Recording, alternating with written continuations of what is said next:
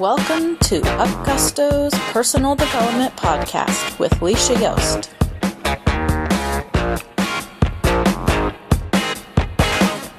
What are you doing with your life?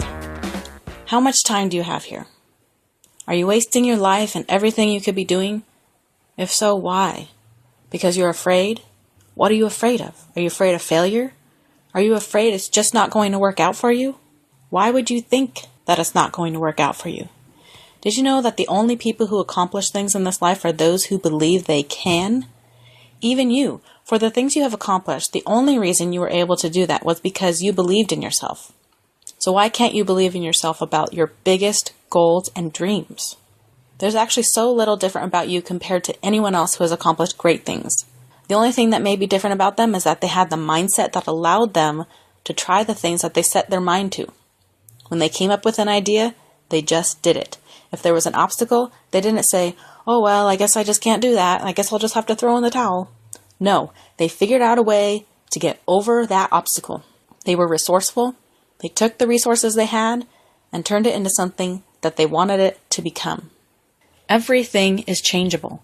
Your life, your circumstances, you can exchange money for things, time for money, time for accomplishments. You can take things in this world and turn them into a masterpiece, something you desire to come true. There was once a painter who lived in Philadelphia. His passion was to paint grand paintings, and he was very good. He had a natural talent, but he didn't make much money. One day he couldn't afford to buy his canvas and paints. He took a walk, pondering how he was going to be able to paint this idea he had in his head. He envisioned a woman holding her newborn child, big heavy clouds hovering over them, then splitting just enough for rays of sunlight to shine down on them. The vividness he had in his mind, he just couldn't contain it. He just had to get this out with his paintbrush. Well, as he was walking down the alley, there was lots of noise disturbing his thoughts. Hammering, drills, all kinds of power tools. They were renovating one of the houses on the alley. And he was looking up, watching what they had done to the house, and he remembered how bad that house looked before. He admired their work. The house was really coming along. Well, he was about to walk away when just to the side he looked down and there was a giant piece of plywood leaning against the dumpster. A construction worker was throwing it away. He walked up to it to examine it, and it was in good condition. A piece cut off one end, but besides that, it was pretty much how you would get it if you hopped over to Home Depot to pick it up yourself. For some reason, he decided to look inside the dumpster. He didn't know why. He just felt the urge to see what else was inside. And to his surprise, there was actually a can of paint.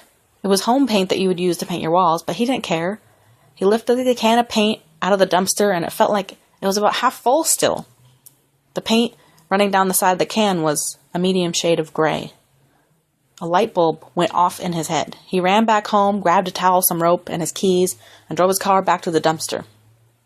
The man put the towel down on top of his car, flung the plywood up there, tied some rope around it to secure it to his car, and placed the half can of paint in his trunk.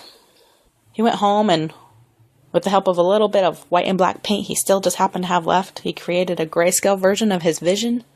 The woman holding her baby, the clouds parting, the rays of sun shining down on them. And he sold that painting on the plywood for $4,000. Who says you need canvas to paint a masterpiece? After his experience of finding the plywood and paint, he realized that there was a need that could be branched between contractors and penniless painters. Contractors were just getting rid of these spare pieces of plywood, going straight to the dump, and half-full cans of paint of various colors. And there were many artists out there who were struggling to earn enough to buy more supplies. So he started an organization where construction workers could come and donate their plywood, partly used cans of paint, and paintbrushes, and artists could come up and pick up whatever they needed. And it became a really successful nonprofit, which art admirers from everywhere donated lots of money to every year. Eventually, people also began to donate canvases of every size and acrylic and oil paints of every color, all the various shapes, sizes, and styles of brushes. And all the artists whose passion it was to paint had their needs finally fulfilled because of this one man with one grand vision. What's your vision? It doesn't have to be grand. What do you want to do with your life? What do you want to do this year? Find a way to do it. There is a way. You just have to find it. Don't look at those obstacles and give up. Everyone has obstacles. The people who succeed are the ones who look at their obstacles and think of a way to overcome them. So take action now. Thanks for joining us. If you like what you heard, share this podcast on Facebook and Twitter, and make sure you subscribe. For more personal development greatness, visit UpGusto.com. See you next time.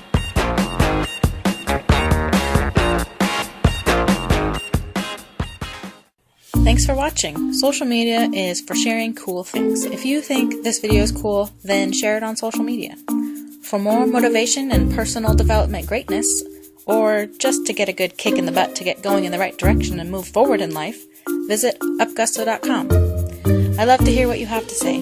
Here's my thought question for you today.